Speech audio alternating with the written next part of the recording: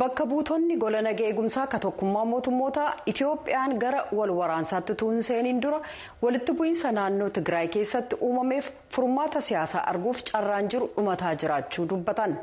Akeekkachiisi kun kan dhaga'ame innaa mootummaan gargaarsi namoomaa naannoo sana akka hin seenne ugguruu isaatiin uummanni naannichaa hanqina nyaataaf boba'an rakkataa jiranitti. Gabaasaa Sindiseen jaalannee dhiyeessa.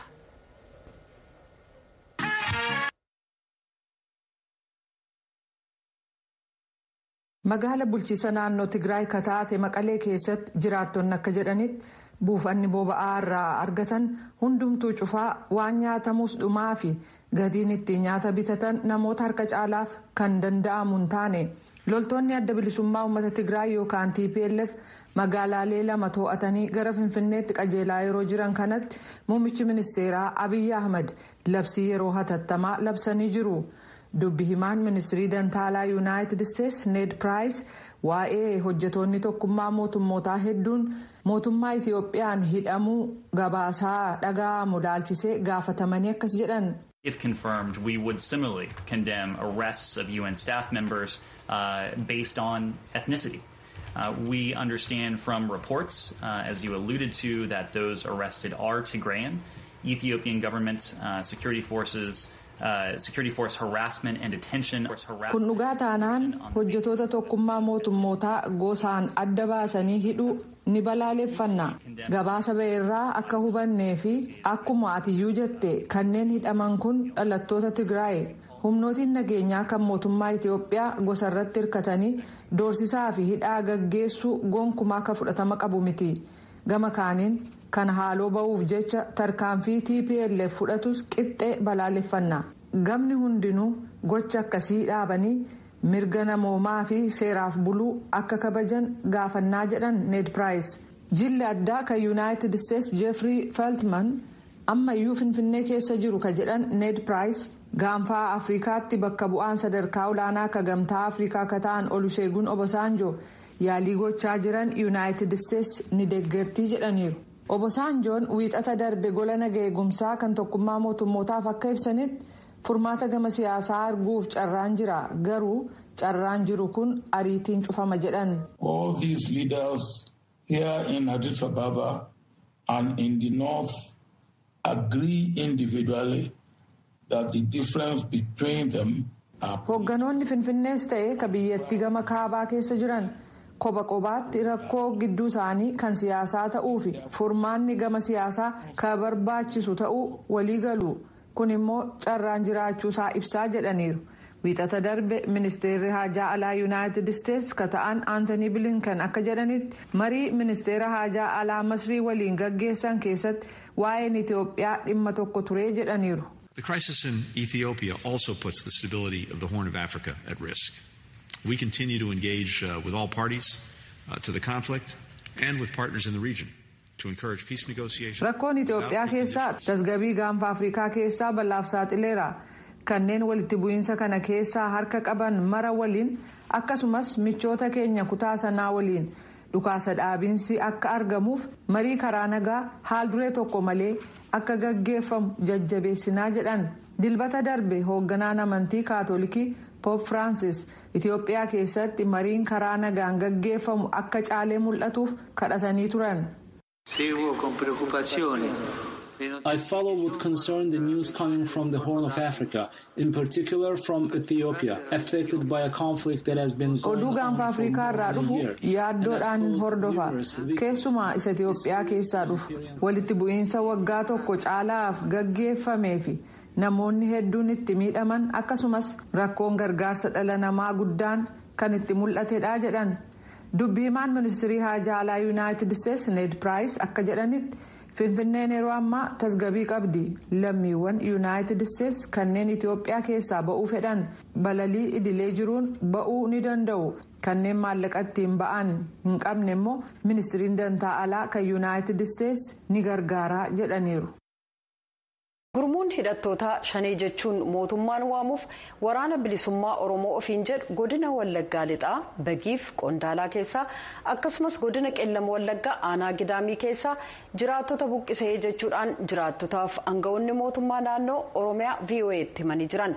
Hidhattoonni kanneen jiraattota buqqisan namoota nagaa ajjeesanii jedhu kanneen yaada isaanii kennan immoo gama hidhattootaan himatamaniif deebii hanga ammaatti kenname hin jiru. Naakoor Malkaatu Amboorraa gabaase.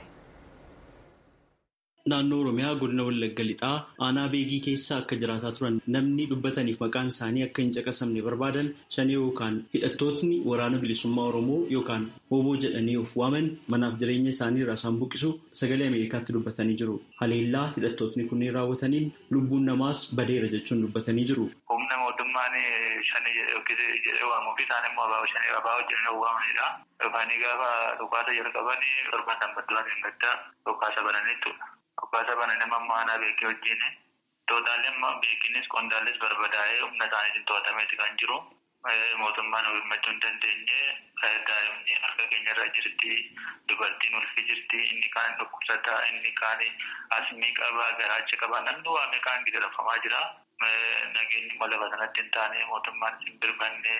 Isaan immoo nama hunda kana ari'aniiti kan jiranii namni immoo deebi'ee dhaquuf hin sodaatee du'aaf jireenya gidduu kan jiru jechuudha. Maatii qabannee dubartii ulfa qabannee akka abbaa danda'e bahee gaasa abbaa danda'e bahee kan halkan lama halkan sadii laga buleetti kan as ga'e akka dhufeetti amma baqataan dhufe galaa jira jechuudha tokko lamaan. Kan namni immoo akka hoolaatti ciisee kan qalamu beekirraa hoggansa inni gaddu'ee Qondaalarraa akka kana namni inni kaan harka isaanii gadee inni kaan hin qalamne inni kaan baqatee bahee akka nama dandeessisaatti bahee jechuudha. Hoogganaan biiroo dhimmoota kominikeeshinii mootummaa naannoo Oromiyaa obbo Haayiluu Addunyaa hidhattootni shanee jedhaman kunneen jiraattota buqqisaniiru jedhan aanoleen Beegiif Qondaalaa garuu to'annoo hidhattootaa jala hin oollee jechuun dubbatanii jiru. Obbo Haayiluun magaalaa dhiisii gandi to'annoon isaan jala galchan tokko hin jiru jechuudha. Magaalaa dhiisii soba adiidha jechuudha. Obbo Haayiluun akka jedhanitti hidhattootni shanee jedhamanii waamaman kun godina Wallagga lixaa aanaa Beegii keessatti qofaa osoo hin taane godina Wallagga lixaa aanaa Qondaalaa akkasumas immoo godina Qellam Wallaggaa aanaa Gidaamii keessaa jiraattota buqqisaniiru jedhan kanumaan wal qabsiisanis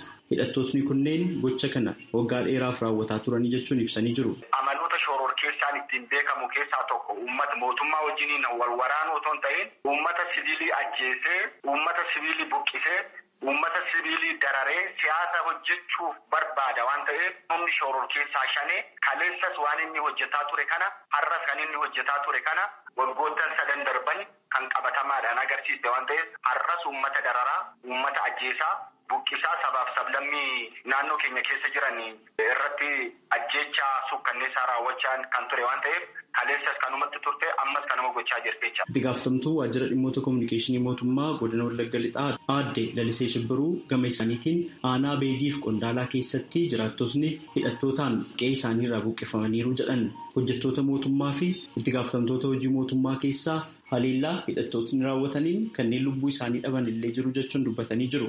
Aanaalee qofa lamaan kana qofatu hin taane sochiin isaanii mul'ata. Aanaalee muraasa keessatti naannoo sanatti taatee ta'e wal qabatee xiqqaasa guddatu lubbuun namaa aarsaa kaffaleen jira. Qondaalaa keessatti tarkaanfii muraasa fudhataniiru. Lubbuudhaan kan darbe nama meeqa? Ammaaf daataadhaan rakkoon jara hojii wal arguudhaaf yaalli ittinis waan jiruufi daataadhaan nama manaa yoo jechuudha baannes lubbuun namaa aarsaan kaffalame jira. Gama lamaanuu jechuudha. Diina irrattis qaamni nageenyaa tarkaanfii fudhateera. Qaamni nageenyaa keenyas ta'e hooggansii fi hojjetaan mootummaas miidhamni salphaan qaqqabeera jechuudha. Naannoo sanatti miidhamni lubbuu namaa aarsaa ta'eera. Naannoo kanatti uummanni sodaarraa kan ka'e jechuudha. Taatee ta'e sana rifachuudhaan buqqa'ee naannoo Qashmaandoo fi gara naannoo Jaatti baqachuun hin jira. Sana deebisanii dhaabuudhaaf mootummaan fi qaamoleen nageenyaa sadarkaadhaan jiran hojii hojjetamaa jiru hojii guddaadha jechuudha. Gama biraan koomishinarri koomishinii hooggansa balaa sodaa naannoo Beenishaangul Gumuz obbo Taarraqany Taasisaa namoonni 2,000 ol caalan torban darbe keessa godina Wallaggaa lixaa keessaa buqqaanii bakka baambasii jiru akka jiran dubbatanii jiru. Waan hojjetaa jirraa jedhan irratti akkas jedhu obbo Taarraqany. Naannaa Beegii, Gidaamii, Qondaalaa iddoo garaagaraatti rakkinni ka'eera akkuma beekamu. Rakkina sanarraa kan ka'e namoota garaagaraatu gara magaalaa keenyaa yookiin gara kutaa kanaa dhufaa jiru. Keessumaa baambasii iddoo jedhamturra namoota baay'eetu buufatee jira. Amma ammaatti abbaa warraatiin gara nama 285 akkas hin ta'u. Isaan gara nama 2,000 oliitti kan isaanii tilmaamamanii. Warri nagaas waliin akka hojjechaa jiran akka yaada wal jijjiiranii yaada isaa qaba. Akkasumallee mootummoonni lamaan gaafatamumti mootummoota lamaanii pirezideentota jechuudha akka walitti haasa'anii beekna. Nus dhimma warra ilaallatu wajjin wal bilbilaama irraa akkasumallee dhimma Oromiyaaf Beenishaangul nageenyaaf walitti dhufeenya uummataa irratti kan hojjetanii wajjin isaanii wajjinis haasa'aa jirra.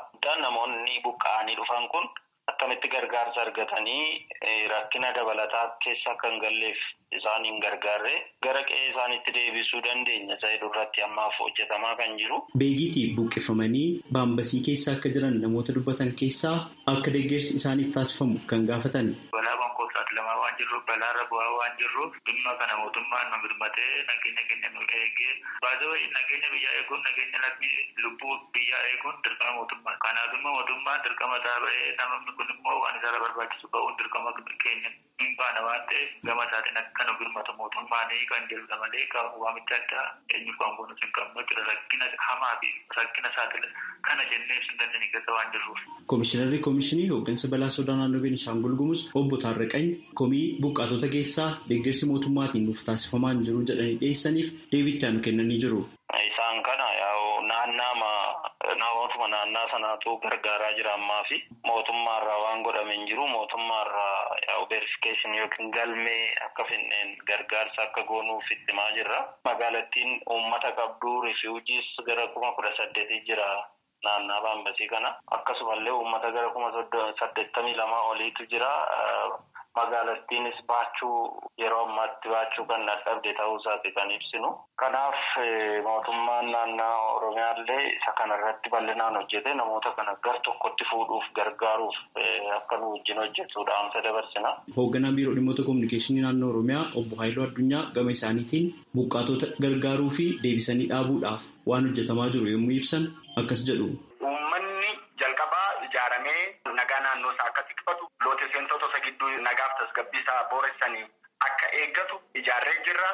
Amma humna mootummaa qindeessinee opereeshinii irratti gaggeessaa jirra waan ta'eef yeroo gabaabaa kana keessatti shanis wayyaanis dhabamsiisnee nagaaf tasgabbii naannoo keenya biyya keenyaas hin mirkaneessine. Mootummaan shanii jechuun kan waamuu fi shororkeessummaatiin kan farraje gurmuun waraana bilisummaa Oromoo jechuudhaan of waamu dhimma kana irratti hanga ammaatti ibsa kenne hin qabu. Gurmuun kun yeroo dhiyootti mootummaan shororkeessummaatiin gurmuu farraje kan biraa adda bilisummaa uummata Tigraay Abut faana waliigaltee irra ga'u ibsuun isaa ni yaadatama. Sagalee Ameerikaaf Naakoor Malkaa Amborraa.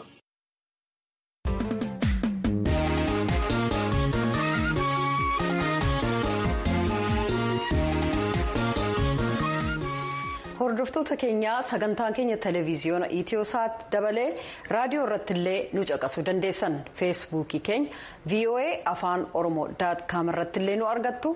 Amma gara qophii itti aanutti ceena. Dirree Dimookiraasii.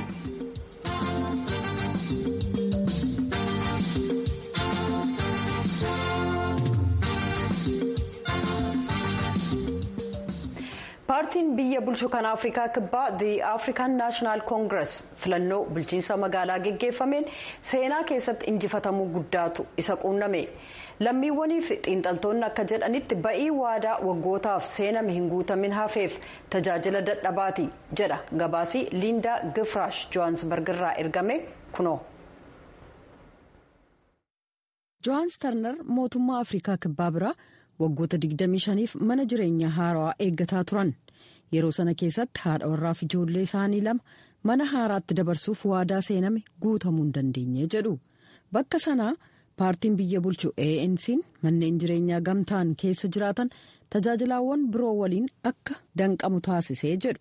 Kanaaf jecha ka biyyattii sirna appaartaayidii jalaa walaboomse filannoo bulchiinsa magaalaa ka torban darbeef ANC'n sagalee irra jireessa argachuu kan dhabeef jedhu Turner. That's how we live here in this place in Kliptown.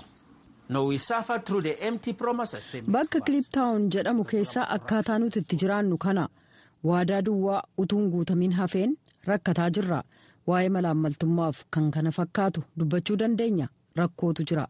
Hin ta'u paartii malaammaltummaan guutameef sagalee kennuu hin dandeessu jedhan. Kun ergaa ajaa'ibaa lammiiwwan Afrikaa kibbaa torban darbe ANC'f erganii. paartichi erga bara 1994 aangootti dhufee as sagalee uummataa 100 walakkaadhaa gad innaa argatu kun isa jalqabaati. Ba'iin filannoo kanaa kan mul'isu lakkoofsi namoota hojii dhabanii akkaan heddummachuuf qorannaan biyyoolessaa akka mul'isutti doolaarri miliyoonaan lakkaa'amu kaazinaa mootummaa keessaa saamamuu isaati. Pireezidaanti Siiriil Raamaafoozaa malaammaltummaa dhabamsiisuuf waadaa seenan garuu paartileen mormitootaa haaraan kan akka Action SA akka jedhanitti jijjiirama guddaatu barbaachisa. Hermaan Maashbaa hoogganaa paartii Action SA jedhamuuti. We've got to get rid of all ANC cadres in senior positions in government.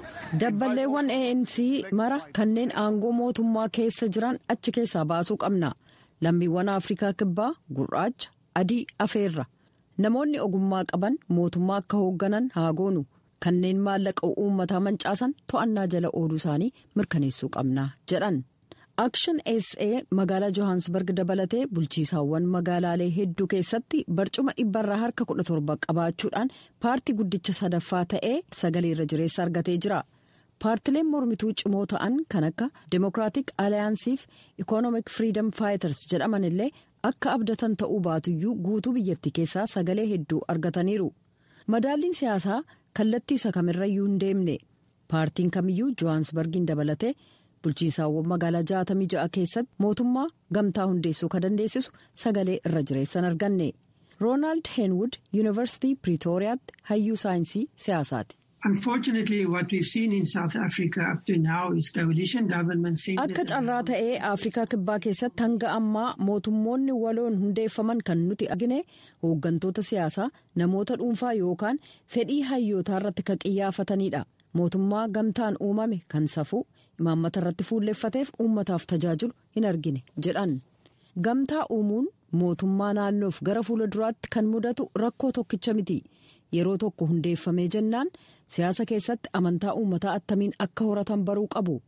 100 harka 60 kan ta'an namoonni sagalee kennan filannoo dhiyeenyaaf kan galmeeffaman yoo ta'u kanneen keessaa 100 harka 45 qofaatu sagalee kennan. Heenuud akka jedhanitti kun kan mul'isu namoonni ba'anii sagalee kennuu dhabuun abdii kutachuu isaaniiti. Tarii Afrikaa kibbaa keessatti yeroo itti gaaffileen bu'uuraa yookaan gaaffileen ammas gaafataman kanneen kunis hawaasa akkamii keessa jiraachuu barbaadda ka jedhu yoo siyaasa keessatti hirmaatta ta'e mootummaa akkamii ta'uu barbaadda murtii murteessuuf filannoo kee beeksisuuf sanammoo galmaan ga'uuf wareegama ni baastaa gaaffilee jedhantu ka'uu malu jedhan.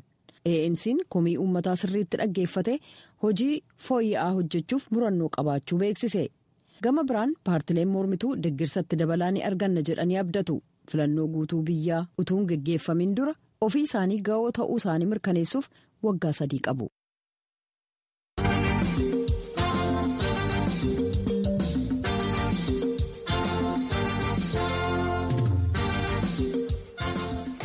Ijoollummaa ishee biyya Itoophiyaa naannoo Oromiyaarraa gara Yuunaayitid Isteetsi kan dhufte achii boodas kutaa Minisootaa keessatti tajaajila adda addaa kennaa kan turteef duulaawwan siyaasaa paartii Dimookiraatii kan naannoo isheef biyyaalessaatti hirmaataa kan turte Dubree Amaanee Badhaasoo filannoo Minisootaa mana maree Yuunaayitid Isteetsi bara dhufu geggeessamu irratti magaalaa Miniyaapolis Seempoolirraa dorgomuudhaaf qophaa'aa jirti. Alamaayyoo Qannaa Amaaneef hoogganoota hawaasa Oromoo irraa dubbisuudhaan gabaasa qindeesse qaba kuno. Itoophiyaatti dhalattee baqattummaan Keeniyaa deemuun waggaa 13tti gara Yuunaayitid Isteetsi dhufuun ija ishee siyaasa biyyattii irra kaawwachuun barnoota siyaasaan Yuunivarsiitii Haamliin irraa kan eebbifamte Amaanee Badhaasoo Minisootaa magaalaa Seempoolitti bakka filannoo Fourth Congressional District jedhamutti koongireesiif dorgomuuf akka qophoofte beeksifte. Amaanee Badhaasoo Oromiyaa godina Arsii aanaa Muneessaatti dhalattee Minisootaatti guddachuu ishee akkasiin dubbatti. Naannoon itti dhaladhee aanaa Muneessaa jedhama. Ijoollee baadiyyaati. Baadiyyaa dhaladhee achiin booda Ameerikaa guddadhee Minisootaa Oromiyaa xiqqootti jechuudha. Shamarree Amaanee Badhaasoo magaalaa Seempool bakka filannoo Minisootaa Fourth Congressional District jedhamuu fi jiraattota 700 caalan qabutti kan dorgomtu yommuu ta'u dhimmi diinagdee fi fayyaa uummataa fooyya'uu akka qabu cimsitee kan hojjettu ta'uu himteetti. Maaliif koongiresiif dorgomuun si barbaachise gaaffii jedhu yommuu deebistu immoo. Koongiresii district 4 Minnesootaadha. Wanti na kaase waan baay'eedha tokko lama miti. Tokkoffaa refugee ta'ee biyya kana dhufee communitiin kenna guddaan baay'ee as jira. State kanaaf ka mana naa kennee jaalalaan na guddise kana waan baay'ee deebisuufi fedha. Suni across the state organizing godhee beekaa uummata kakaasu akka waan nuti jaalannu waa'ee dinagdee waa'ee health care namnummaan jiru nagaa akka jiraatuuf waan dalagaa tureef waggaa 10 olitti. Communitiin kun representationii nama waa'ee uummata keenya baay'ee miidhaaru uummata keenya districtii 4 jiruuf state kanaaf biyya kana keessa jiru waan adda addaatti nu miidhaara waa'ee health care namni baay'ee health care hin qabu namni baay'ee nama baay'ee rakkachaa jira maaliifi COVID-19 uummata keenya baay'ee miidheera so sanuma hundaa laaleetiin sa'aatii kanatti yeroo kanatti uummanni keenya representationii nama uummata jaalatu nama uummataaf dalaguu fedhu nama rakkoolee sanneeniin akkamitti deebii akka argatu irratti dalagu waan barbaachisuuf. Duulana filadhaa yeroo ammaa geggeessaa jirtuun dhimmoota dhiibbaa jijjiirama qilleensaa walqixxummaa sanyii fi haqummaa diinagdee irratti xiyyeeffachuun akka hojjettu kan beeksifte Amaaneen bakka itti dorgomaa jirtu deeggarsa qaamolee hawaasaa garaagaraa irraa argachaa jirti. Amaaneen ajandaa gurguddaa 3 qabattee duulana filadhaa geggeessaa kan jirtu yommuu ta'u isaanis namni hunduu tajaajila fayyaa argachuu akka qabu rakkoo diinagdee uummataa furuu fi sanyummaa caasaa siyaasaa biyyattii keessa jiru irratti qabsaa'uu akka ta'e dubbatti. So ajandaan kiyya 3 priority kan jedhamu namni hundinuu health care kennuufii qabna. Ikoonamiin akka nama hundaa namni hundi dalageetiin akka mana ofii argatee akka nyaataa fi hin rakkannee akka ijoolleen jiraa guddatteetiin steeta kana keessatti bakka jabaa geettu waa'ee faamilii irra guddina irratti ajandaa kiyya itti aanee racial justice namooleen biyya kana keessa jiraatu namooleen nu fakkaatu especially namoolee African American sistema ka ummata keenya ummata African American sanaan dura waggaa 300 waliin miidhaa ture sistema san jijjiiruu akka ummata hundaaf nama African American taate nama Oromoo taate nama Itoophiyaa taate nama Eritrea taate nama Maangii taate nama Keeranii taate abbaa fedhes ta'u nuti akka ummata Ameerikaatitti akka ummata Minisootaatitti nuti hundinuu ajandaa 3 kanneen fuunee economy racial justice environmentii kenna guddifnee educationii kenna investii itti goonee akka fuuldura deemnu akka society baay'ee ummata ofii jabeessu taanu sanirratti ajandaan keenya. Waldaa hawaasa Oromoo Minisootaa keessaa kan hojjetan obbo Girmaa Hasan akka himanitti immoo Amaaneen hawaasa Minisootaa jiraatu kana keessatti hojiilee dargaggoota jajjabeessan hojjechaa turte. Dhaabbilee siyaasaa biyya kanaa keessatti sadarkaa adda addaa irratti hirmaachuunis sagaleen uummataa akka dhagahamuuf nama qabsaa'aa jirtu waan taateef waldaan hawaasa Oromoo Minisootaa gama hundaan bira dhaabbata jedhan. Amaaneen waan gaariidhaa argitee fakkii gaarii ijoollee keenya hundaafuu taateerti. Nama fakkii gaarii ijoollee keenya hundaaf ta'e kana gargaaruun akka Oromootitti baay'ee barbaachisaadha. Waldaan hawaasa Oromoo Minisootaa yoomillee isii dhaabbana waldaa isiiti mana isii lammataati jennee yaadna. Yeroo hundaa waan barbaachisaa ta'e yoo jenne galmi keenya banaadha isiif. Amaanee Badhaasoo yeroo ammaa kana koomishinii mirga namoomaa fi haqa diinagdee magaalaa Seenpol keessaa hojjechaa kan jirtu yommuu ta'u kanaan duras waldaa qorannoo Oromoo Oosaa dabalatee waldaalee dargaggoota Oromoo idil addunyaa fi kanneen biroo keessatti hirmaannaa fi hooggantummaan tajaajilaa turteetti. Koongiresii Ameerikaatti bakka buutuu naannichaa ta'uun bara 2001 irraa jalqabdee tajaajilaa kan jirtu dubartii ganna 67 Beetii Makalam jedhamtu waliin kutaa filannoo koongiresii 4tti dorgommii cimaatu Amaanii eeggata.